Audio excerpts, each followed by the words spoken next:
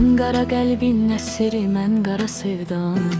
Bir gülüşü canlar alan gözləri mən nalı. Bu ayrılıq şeirimizin nöqtəsini qoyuram.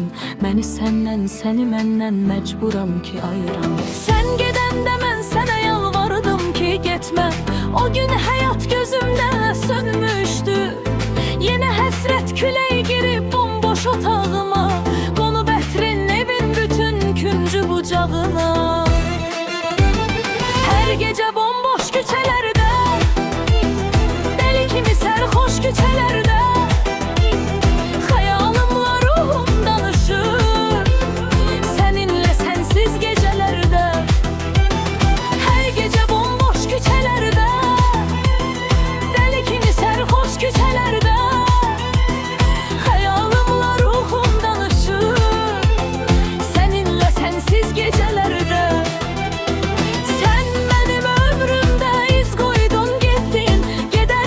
Arkamca göz koydun gittin.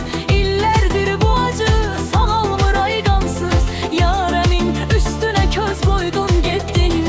Sen benim ömrümden iller apar mısan? İtirmişsen ben de beni fergine var mısan?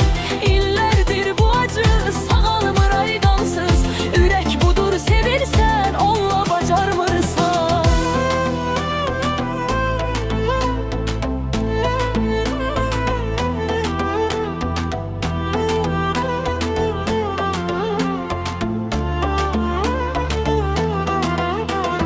Hara baxıram səni görürəm sərxoşluqdandır. Sənsizlikdən, təklikdən, boşluqdandır. İntihar hissinə səni anıram sənsiz.